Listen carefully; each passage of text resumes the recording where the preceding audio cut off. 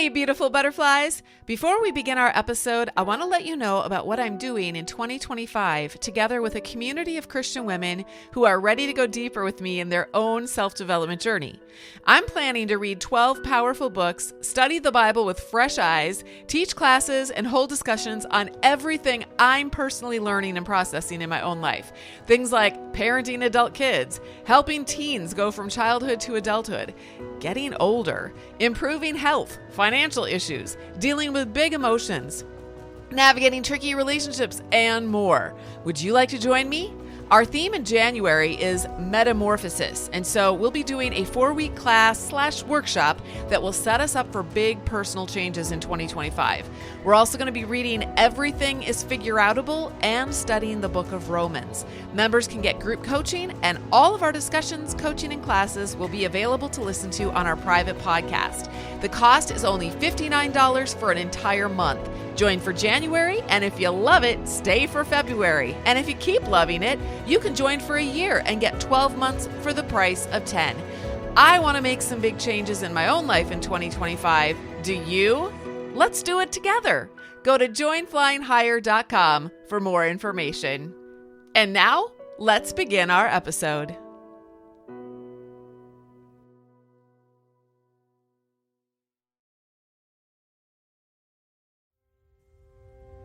Hi, this is Natalie Hoffman of FlyingFreeNow.com, and you're listening to the Flying Free Podcast, a support resource for women of faith looking for hope and healing from hidden emotional and spiritual abuse.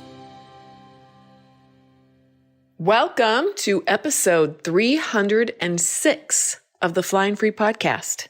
I don't know if you can tell the difference in the sound here. I am going to have a sound person, the people who edit this, but I am not at my podcast microphone. I'm actually walking around my living room with my iPhone and using voice messaging, I think, or something, some recording device on my iPhone. And I am working with my arm. So it's been 2.5 weeks since my car accident.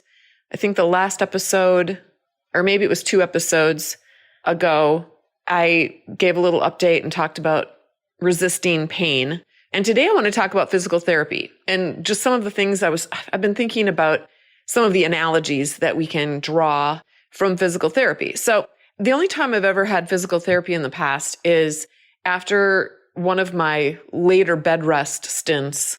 I did go and have some physical therapy for my back and my arms and my legs because being on bed rest which I don't even think they recommend that anymore, but back in my day, back in the olden days, they recommended bed rest. And so I was on bed rest for months at a time with 4 of my pregnancies. So anyway, I had some physical therapy and I wasn't really that faithful with it, mainly because I had a lot of kids and I just didn't have a lot of time. So in my mind, I always thought that the problem with physical therapy, or the hard thing about physical therapy, or the reason why people didn't do physical therapy is because they just don't have a lot of time to do it. Because that was my experience, my very, very, very limited experience.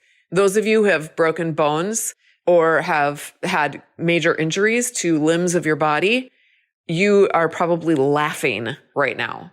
Well, I will be laughing too if I ever hear someone say that to me in the future, because now I have a little taste of experience. I was texting with someone earlier this morning who said that their mother had gone through this whole thing, but it was her leg that had broken. And I was thinking, oh my gosh, that would be horrible. I can't imagine how hard it would be to not be able to move around because your leg is broken and to be doing physical therapy on your leg and your ankle. It just sounded awful. This is my right arm. It's my dominant arm. My wrist was broken in multiple places. I have a plate and several pins in it. And I think, and I'm feeling kind of sorry for myself. But honestly, in the grand scheme of things, I'm very thankful. So anyway, because I have a plate and pins in my wrist now, I had my 1-week follow-up with the surgeon a few days ago, and then I had a follow-up with the physical therapist. So I'll be going in once a week for, just to get my new exercises or whatever. So anyway, she gave me my first exercises, and oh my word, were they painful. They were so painful. I was breathing through them and making faces and, being all dramatic. Because I was like, before I went, I was thinking, oh man, I'm going to be badass about physical therapy because I got time now. I'm going to make sure I do it 4 times a day and it's not going to be a problem at all. And what I didn't realize is how painful it's going to be because I have basically, as of a few days ago, I had 0 mobility in my wrist. Like I can't move my wrist in all the different, do you know how many different ways we move our wrist and our hands? Like I can't grip anything, or I couldn't. Actually now, as of today, I can actually pick up my earbuds case. I can pick it up with my thumb and my 2 fingers. Like that is such a score for me. I'm so excited, but I couldn't do that even 3 days ago. I have been faithful with my physical therapy and I plan on it because they told me if you do your physical therapy, and they said you can get aggressive with it because you have plates and pins. You're not wearing a cast. So breathe through the pain and do your best to, do these exercises each day. And you're going to see progress week after week. And hopefully within the next 3 months, you're going to have most, if not all of your mobility back if you're faithful with this. And so I fully intend to be faithful with this. It's been an education in just all of the ways that, God made our bodies so fascinating. But one of the things I noticed is that, so I have to write with my left hand now, which is my non-dominant hand. I've had to sign a lot of papers and there's a lot of paperwork when you have an accident. And then even writing notes, or I have this mom journal where I write, 2 or 3 lines each day. So I've been trying to keep up with that too. I've narrowed it down to 1 line a day, but it's written in this, childlike scrawling handwriting with my left hand. But here's the thing I noticed. When I'm using my left hand, the muscles in my right hand are mirroring the muscles in my left hand. So my right hand and wrist are actually feeling very fatigued and in pain after I'm done writing with my left hand. Isn't that interesting? Okay. So this morning, as of a couple days ago, I wasn't able to use my right hand for really anything, even lifting it up and moving it in such a way that you could, for example, in the shower, washing your hair. When you wash your hair, your wrists and hands go in lots of different directions as you're kind of scrubbing the soap into your scalp. They go around and they move in lots of different places, in different ways, I should say. And so I thought, okay, I've been doing this physical therapy for 3 days.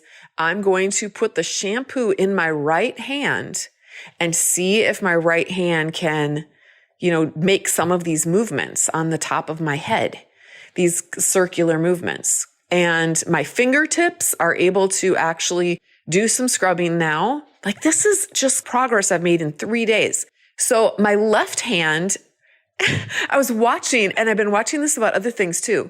My left hand is helping my right hand. My left hand, which I have always taken for granted, it's always been the weaker part of my body because it's not my dominant hand. It's always been the helper.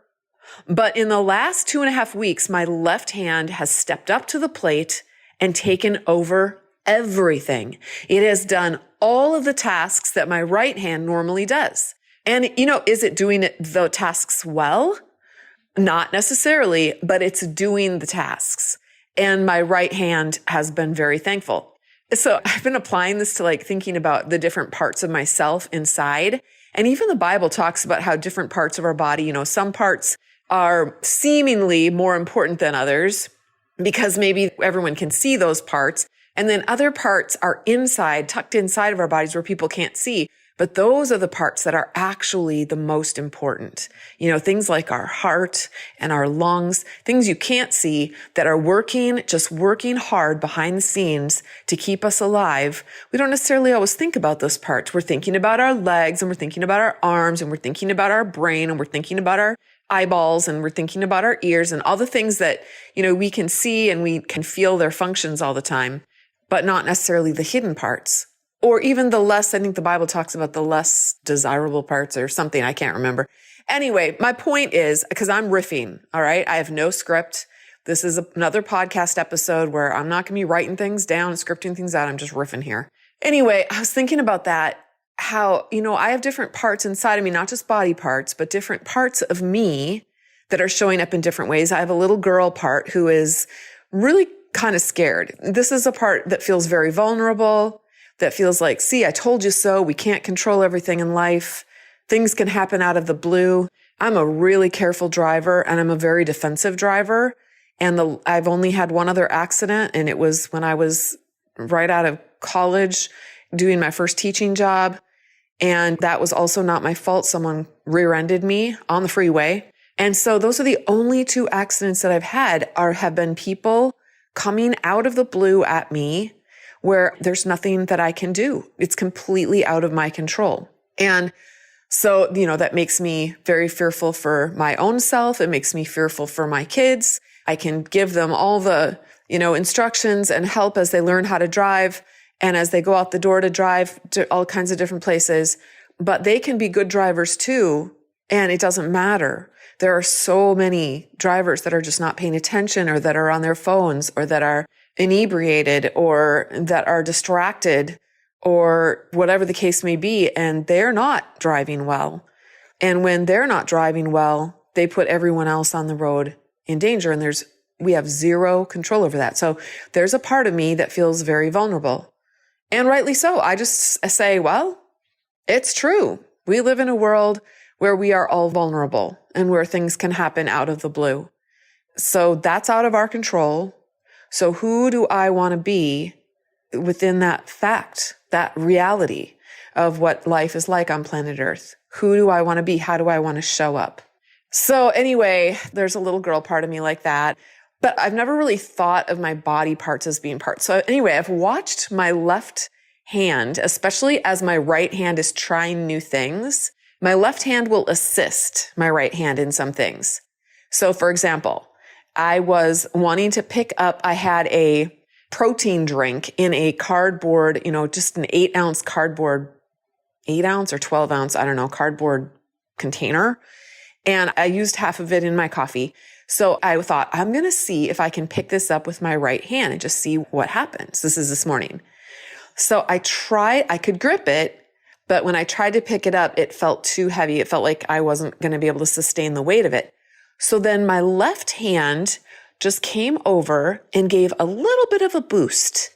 And once I got that boost up, I was able to then let my left hand kind of hovered right over it, but it was able to let go a little bit and see, can you do it? Can you do it, right hand? And my right hand was like, I think I can. I think I can. I think I can. And then I was able to do it. So it's been so much fun to watch my right hand take care of my left hand in this way. And then I was thinking about the people in the kaleidoscope, the survivors that are there. There are survivors in our kaleidoscope community who are brand new, or who are maybe just trying to figure out whether or not they are in an abusive relationship, and they are not feeling strong at all. In fact, they've never maybe even exercised some of the muscles that, like being able to tolerate pain, being able to, well, everyone can. We all have to be able to tolerate pain, right? We have no choice in that. But sometimes we run away from pain, or we buffer our pain, and we don't want to feel our pain. And so we do things to help ourselves feel better in the moment. And there's nothing wrong with that, by the way. But if we're doing that all the time, it would be kind of like if I decided I don't like the pain of physical therapy. It hurts too much. And so therefore I'm not going to do it. It feels better to put my arm back in the splint and let it hang by my side and do nothing. Actually, it doesn't feel good to let it hang by my side because all the blood rushes to it and then it hurts. But to, put it in the splint and then put it in the, the sling, and just let it rest. That feels better. So that's what I'm going to do. But if I do that, yes, my arm will feel better in the moment, but it's never, ever going to get strong. It'll eventually atrophy and then become useless. But if I think 6 months from now, I'd really like to be able to use my arm the way I used it 3 weeks ago, like have a fully functioning arm back again. Well, if I want that, that means I'm going to have to take small steps today to ensure that that's the outcome that I get 6 months from now. And that's what I want to offer you today in this podcast episode. is that the small steps that you take today, they may feel very painful. They may be very uncomfortable, but that doesn't mean that you're doing the wrong thing. I hear this a lot in the forum where people will be like, well, it hurts so much, or it's so surprisingly painful when I take these small little steps that I think I always wonder, well, maybe I'm not doing the right thing. Maybe I'm not doing it right. And I think that's because we've been sold a bunch of crock that says, if you're a Christian and you're a good Christian and you're doing it right, then things are going to go well in your life and you're going to be blessed and you're not going to feel all that pain. You're going to have peace, the peace that passes all understanding. And my arm does feel peaceful when it's in its splint and in its sling, and it's just resting. It feels at peace. I get relief, but I'm not growing. I'm not changing. I should say too, there are times when we need to rest, right? If I was doing physical therapy 24/7, that would actually damage my arm. So there has to be intermittent. Take a small step and then rest. And then take a small step and then rest. Take a small step. And each time you take a small step, it's going to hurt. It's going to feel painful. Something's going to be uncomfortable. It's not going to feel right. You're going to feel like, this doesn't feel normal to me. This doesn't feel right, but I'm going to do it anyway. And then you're going to need to recover from that. So you take a rest. So make sure that you have a supportive community. Make sure that you are getting educated and you're learning and growing and filling your mind with the truth. Make sure that you're getting supported as far as like just being able to change your brain around your programming. Because when we have our same programming, if we believe the same things over and over again, we're just going to keep creating the same things for our lives over and over again. So if you want a different life 6 months from now or a year from now, the thing to do is actually change your brain first. You have to start there. Imagine a world where you are safe. Nobody scolds you, threatens you, or tells you that you're doing everything wrong. Imagine a world where you are free.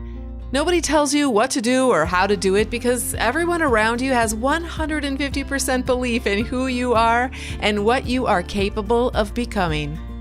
Imagine a world where you are loved. People see you, listen to you, understand you, and empathize with what you're experiencing. Imagine a world where you are challenged. There are new things to learn, new areas to grow in, and new ideas to process and apply to your expanding life. Imagine a world where you belong. A world full of beautiful butterflies, each one unique and delicate and exciting and precious, all enjoying a warm community with one another, and you yourself are one of them. This world is waiting for you.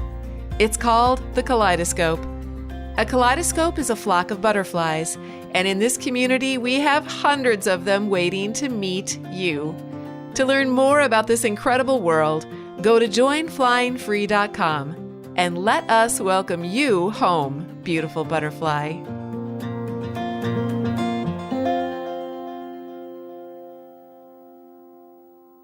You can, by force of will, make decisions and do things that are completely not in alignment with your, with your core values or with your programming. You can do that, but sometimes it comes back to bite you in the butt later, and then you're like, I've had this rarely happens, but once in a while, I'll have someone come back and say, you know what? I joined your program 5 years ago, and I just went out and got a divorce. And by the way, I don't tell people in my program to go get a divorce, just so you know. There's a lot of people in my program who are not getting divorced. But they, for some reason, thought that they should get a divorce. They made some certain things mean that. They went out and got a divorce before they had ever done any of the program changing in their own mind. And because they had never changed their programming, after the divorce, they're still living with the old programming, but they've got this new weird life that does not align with their belief system. And that's a problem. And it was a problem.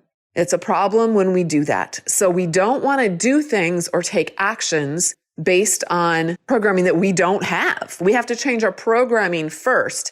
And then that drives our feelings and our emotions. And then that drives the actions that we take. And then when we take those actions, then we feel it all lines up. It all lines up and feels right. even if it hurts, it feels right. We know deep in our core, this is right. So when I'm doing my physical therapy, even though it hurts really bad and it even looks like I'm doing weird things with my wrist. Sometimes I have to do it with my left hand just to see, is this really how it's supposed to look? And my left hand seems to look natural where my right hand looks kind of abnormal and deformed. But even so, I know deep in my core, this is the right thing to do. I need to make these movements, even though they hurt, and take these small steps every single day. And eventually I'm going to be where I want to be 6 months from now. All right. So the last thing that I want to offer in this episode is a tool that I used when I was getting out of my relationship, my abusive relationship, and it was so painful and it took many years. You can read about it in my book, All the Scary Little Gods. It's on Amazon. It's my spiritual memoir, but I bring in my whole process of actually getting out of my abusive relationship because I needed to change my programming about God, really, in order to do that, because I really believed that God, when I look back, God was pretty scary to me. And that's what kept me in an abusive relationship and also kept me thinking that an abusive marriage was normal, that was actually a normal Christian marriage. I know quite differently now, but at the time I didn't. So anyway, this is something that I used to help keep me going back then. And I actually have been using it with my physical therapy as well. And sometimes people do this when they're working out too. If you're someone who likes to work out or if you've watched people working out, it's music, you guys. Music is so powerful. And even when I just say that, it's like, yeah, music is powerful. That's like a cliche, right? It is like that until you pop in your earbuds or put on your headphones and you get immersed in it. And all of a sudden you experience the power of it. So I have this playlist. You can find it on Spotify. It's called Flying Free. And it's got tons of songs on it now, but I started it years and years ago. I probably started it. I should look at it. I bet the date's on there of when I started it. I feel like it's been a decade ago or longer, but I started it. I think the first song on it is Need You Now by Plum. So I was sitting in a parking lot of a store and that song came on the radio, our local Christian radio station. And back then I only listened to Christian music. I was raised in a home where you really only listen to hymns and any music like Amy Grant, Michael W. Smith, totally satanic. We believe, my mom believed that was satanic music. But in college, I kind of broke free from that and at least the Christian side of things. But anyway, I was listening to this song came on the radio and I just bawled. I was like, it resonated with me so much. I felt validated and seen, I think, for the first time. And so I started a playlist on Spotify. I found that one on Spotify. I think Spotify was brand new to me back then. And I thought, I'm going to start a playlist and learn how to do that. So I added that. And then I started adding other songs that I would hear that were very encouraging to me. I was driving kids around a lot and so I was listening to Christian radio a lot. And I just started adding the songs that were encouraging to me at the time. Started this playlist. Well, if you go to that playlist, you can see that over time, I began to listen to secular music as well. I was introduced, I don't know how, but I was introduced to different songs that were really written for survivors. And I realized, wow, there's a lot of secular artists out there who are writing about the things that I'm experiencing. And I began to listen to their music. And it started to create a lot of shifts in me. And so anyway, I have since then always really used music as a way of, when I get up in the morning, pop in my earbuds, listen to some uplifting music, and it gets me going for the day. So I've noticed that when I'm doing my physical therapy without music, it's harder for me to move my hand because my brain is focused on the pain. And when my brain is focused on the pain, I naturally resist the pain and I don't push myself as hard and I don't do as well. But when I'm listening to music like Never Give Up by Sia, I feel this rush of adrenaline flowing through me that says, I can do this and I am never going to give up. Or Titanium, it's another one by Sia. I think I am titanium. You shoot me down, but I am going to get up. I am titanium. And I know it sounds stupid when I'm just saying it, but I'm telling you, go put in that song, in your earbuds so that you're immersed in it in your brain. And it is going to fill you with all the powerful feels that you need to help you get through your day. If you're having a crappy day, go put in some music. For me, it works better than anything else I have ever tried. It works better than drugs. So not that I've tried drugs, but I imagine that it works better than drugs. Maybe I'm wrong. I don't know. Anyways, music is where it's at for me. So I like to listen to music in the car. And I also like to listen to music when I get up in the morning, when I'm feeling tired and groggy and I don't really, or if I'm ever feeling, there have been times since this accident where I have started to feel depressed or where I've started to feel like just a sense of grief over some of the losses. And I let myself feel that grief. I've cried. I let myself feel it. And then when I'm done, I put in my music and I recover. So it's kind of like physical therapy, feel the grief, feel the pain, and then I recover. I pop in my music and I rest, or I pop in my music to do my physical therapy so that I'm listening to music while I'm experiencing that pain, and it helps to alleviate some of that pain. If you are not a person who exercises, exercise is so important for our mental health. You guys, I cannot reiterate how important it is. Even if all you can do is get outside and take a walk each day, just take a 10-minute walk. Start with 10 minutes. Just go down to the end of your block and back again and listen to one song. Just try it.